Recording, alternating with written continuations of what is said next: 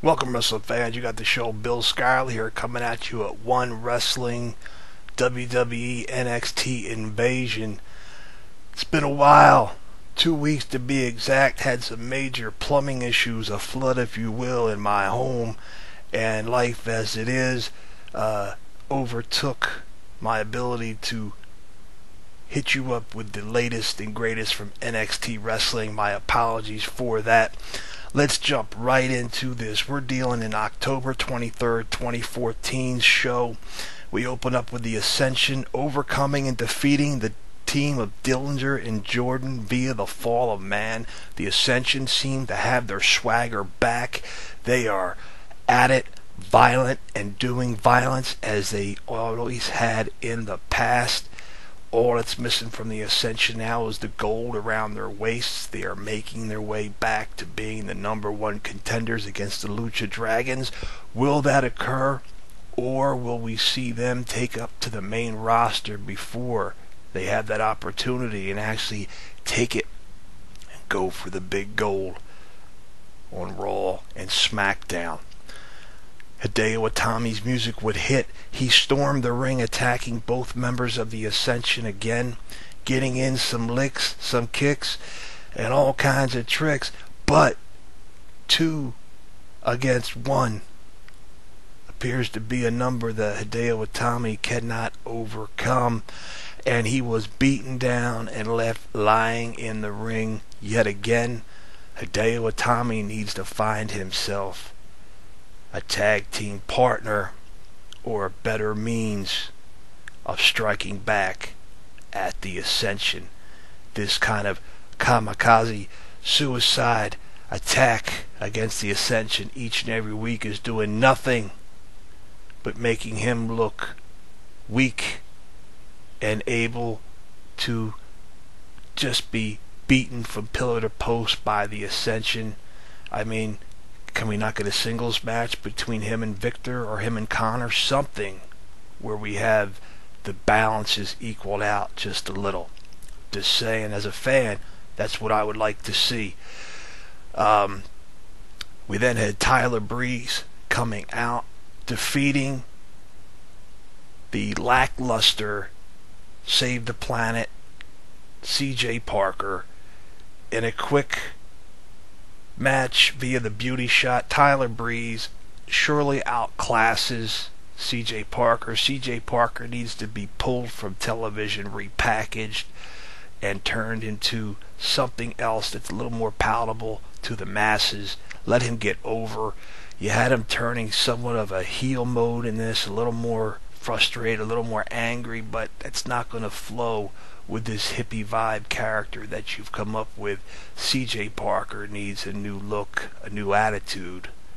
It's time that you pull him and start pushing someone else down there on that NXT roster.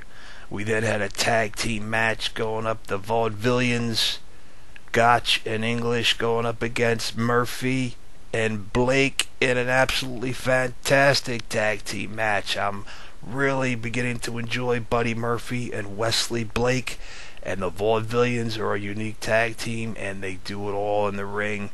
And via Gotch with a uppercut to the back of the head to Blake, followed up by a beautiful neck breaker by Aiden English. The 1, 2, and 3, your winners, the Vaudevillians. Thank you very much. Then we had a women's match. Once again, as always, top match of the night. Always up there for it. Sasha Banks going up against Bayley with a rather good match.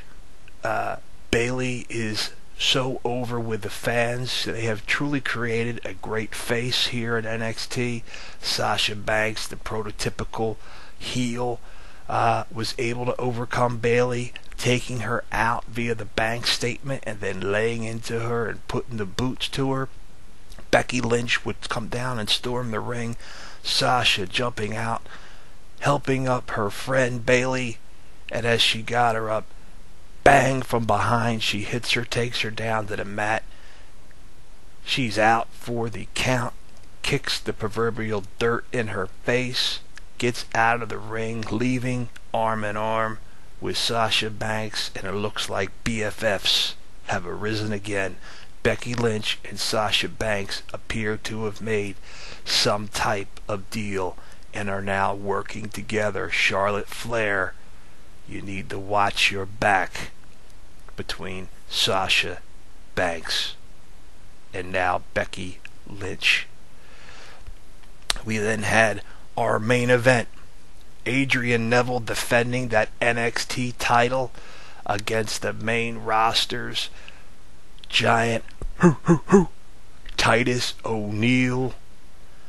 These guys took it to each other.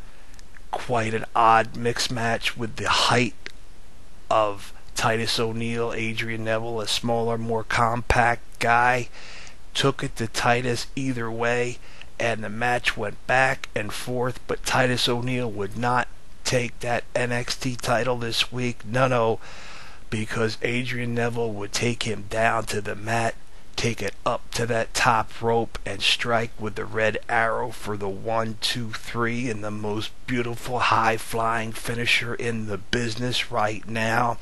And your winner and your NXT champion retains, Adrian Neville.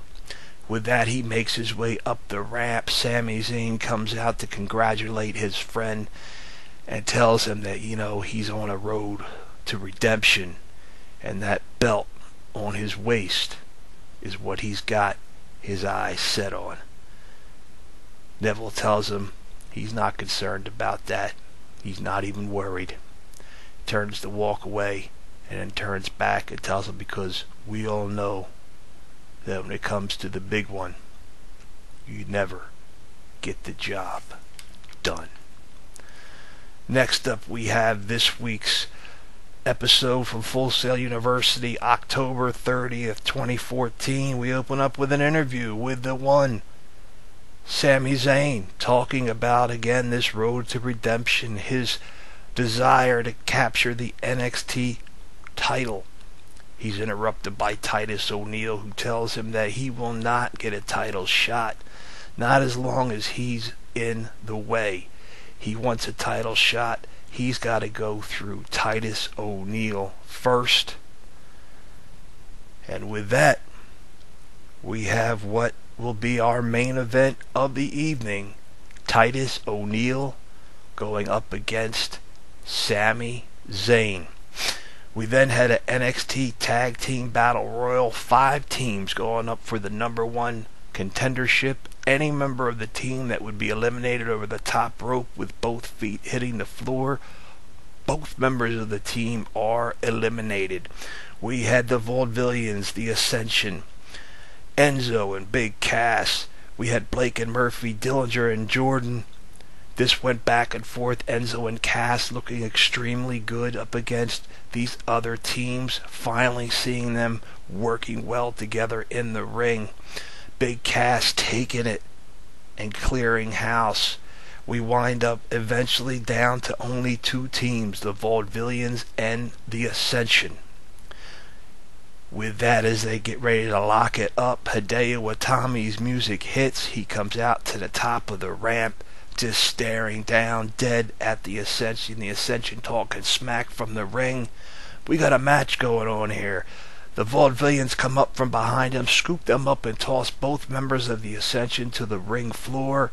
Your winners and new number 1 tag team contenders for the Lucha Dragons, the Vaudevillians, English and Gotch. Hideo Itami would run down to attack the Ascension yet again. And just like history, if you don't learn your history, you're doomed to repeat it. Victor and Connor would beat down Itami after a brief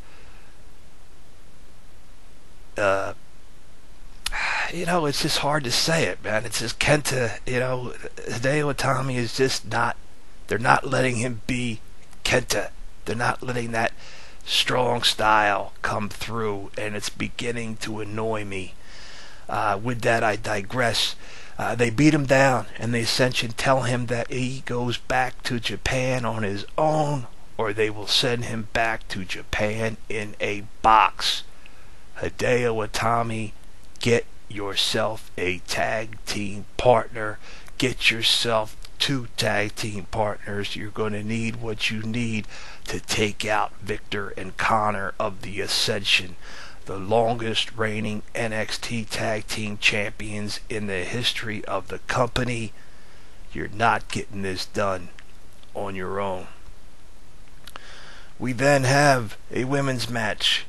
Carmella, the Princess of Staten Island, going up against the one, the only Emma sans the Pink Cobra. And well, times are hard. She's no longer on that main roster, and she's going up against the rookie Carmella.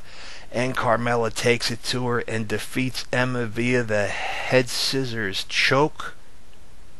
And the submission is through, and so is Emma. And that's it. Carmella is now 2-0 in the NXT, and Emma's career continues on a downward slide.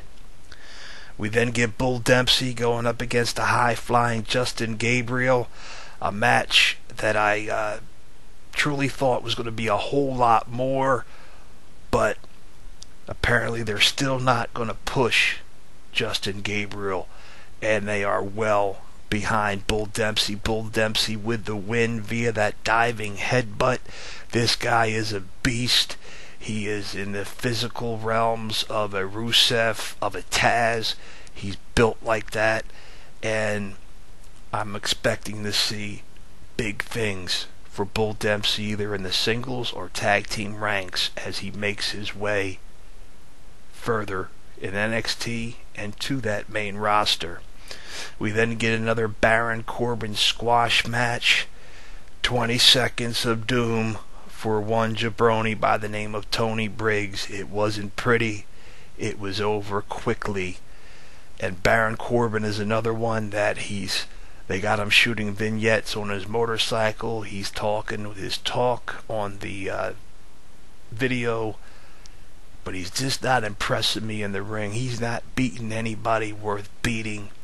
I want to see him go up against someone to test his mettle. If they could bring Titus O'Neil in for him, that to me would be a hell of a match between two giants in the ring. One way or the other, Baron Corbin needs to prove himself against better talent than the likes of a Tony Briggs in a 20-second squash match. Now it's time for our main event. Sami Zayn going up against Titus O'Neil in a slobber knocker of a match.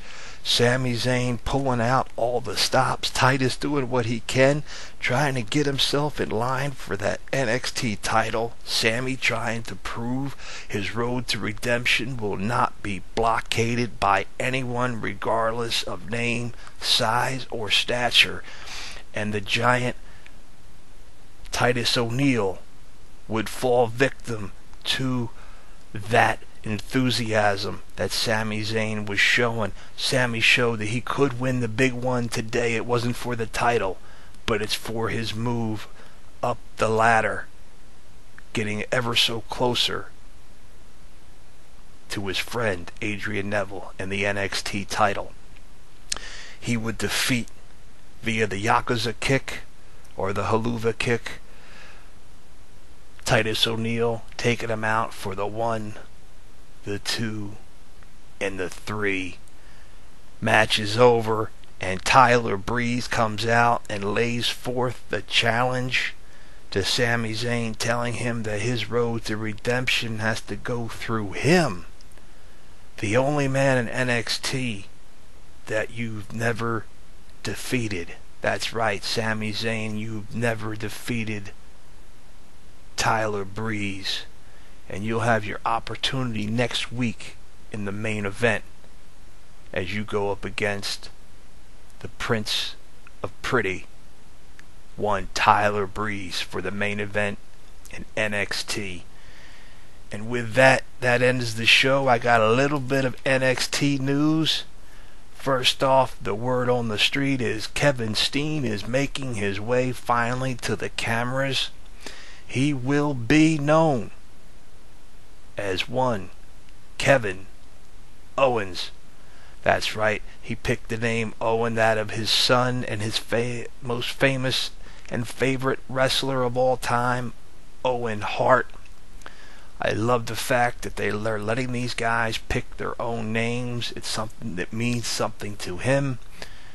And with that, I'm sure we will not be seeing any kill Owen kills or anything to that effect. There'll be tweaks to the character of Kevin Steen, but regardless, I believe he is going to be on a fast track through NXT, up through the title, and onto the main roster quicker than most.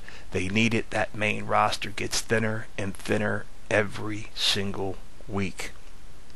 Indie star MIA YIM got a tryout at NXT, going up against the women's champion for a non-title match, Charlotte Flair. Word is the suits were enthralled with MIA YIM's performance. The guys and girls backstage, many of them friends with her from the indies, were solidly behind her. Her match with Charlotte was off the charts, and it would not be surprising to see Miss Yim signing a contract sometime before Thanksgiving with NXT, which would be a welcome addition to the already growing and solid women's division here at NXT. I would love to see a full-blown match going with MIA YIM against any female in the WWE NXT universe. One of the best women's wrestlers on the indie scene today, without a doubt. And some differing news. We had word that Ring of Honor had went separate ways from one Michael Elgin, and Elgin was supposedly heading to NXT. He never actually got that match, as Ring of Honor apparently has countered, and he has signed a contract that's not become 100% official yet, but he has wrestled for Ring of Honor since we last spoke, and it looks like Michael Elgin will be remaining with Ring of Honor and not coming in to NXT. And as we like to do every week, I like to hit you up with what I call the Indy Roundup. And that's talking about a wrestler who is in NXT now under a different name. In this case, this wrestler has not actually appeared on television in a match capacity yet, nor has he appeared on television with his new gimmick name. He was brought in and showed the NXT arena and toured around one Fergal Devitt, formerly known as Prince Devitt. He will now be going under the name of Finn Balor. And Finn Balor, Prince Devitt, the name Prince Devitt coming to him as the people of Japan could not adequately pronounce the name Fergal. Thereby he came up with Prince Devitt, which served him rather well. He started out in the year 2000, debuting in the NWA UK Hammerlock, but his future, of course, would lie primarily in New Japan Pro Wrestling. He would be in a tag team called Apollo 55. He was discovered in the dojo in LA. That's Los Angeles, California, folks. Tony Inoki had him brought from there to Tokyo, and he was put on the bullet train to superstardom. He was debuted as the Pegasus Kid 2. He held the IWGP Junior Heavyweight title 3 times, the Junior Tag Team Championships 6 times. He was the Best of Super Juniors tourney 2010 and 2013, J Sports Crown Openweight 6-man Tag Division 2010 and 2011. He held the NWA UK British Commonwealth Heavyweight Championship 2 times. He was voted number 30 out of 500 in the PWI 500 for the year 2014. And he has wrestled for CMLL in Mexico, the NWA UK, obviously New Japan Pro Wrestling, and Pro Wrestling Guerrilla out of Southern California. Yes, Fergal Devitt, Prince Devitt, now to be known as Finn Balor, is quite the international superstar. And to top all that off, the caveat is he became a heel, breaking up with his partner in Apollo 55, joining the upstart group known as the Bullet Club. And the Bullet Club has become a worldwide phenomenon in the wrestling industry, the first of its kind to travel from Japan worldwide in merchandise and name and rumors alike, without actually wrestling in the United States except for a few brief shots with Ring of Honor. The entire club has never set foot in the United States and wrestled for any other promotion other than a co-promoted series of shows with Ring of Honor and New Japan Pro Wrestling. Finn Balor, a mix between the name of a high Irish king and a great mythological hero.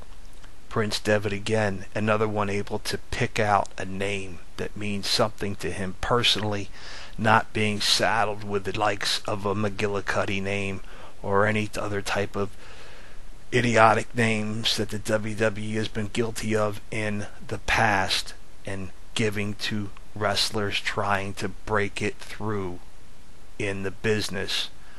It's a good, sure sign that one Triple H, one Paul Levesque, and Stephanie McMahon are indeed running NXT. It's not Pat Patterson. It's not Vince McMahon. It's none of their crew. This is the new and improved. This is the future of the WWE. It's NXT, and the future is now. I want to give a shout out to my fellow One Wrestling amigos. I'm talking Andre Corbeil up in Canada at Andre_Corbeil on YouTube and Twitter. He takes care of the Impact Wrestling reviews every Wednesday night. Big Ray at Big Ray Show on YouTube and Twitter. Big Ray also handles the Raw reviews every Monday night, and along with my tag team partner Billy Ray Valentine, you got him at Billy Ray Hustle on Twitter. He is the prince of the podcast.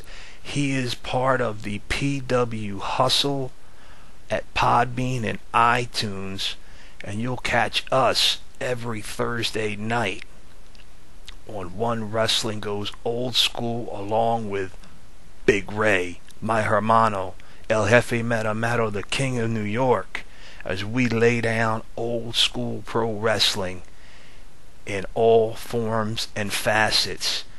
Obviously here, early Fridays, I will get out to you the NXT report, and I cannot leave out the Godfather, the icon, the legend, my wrestling guru, one Bill Apter at Apter One Wrestling.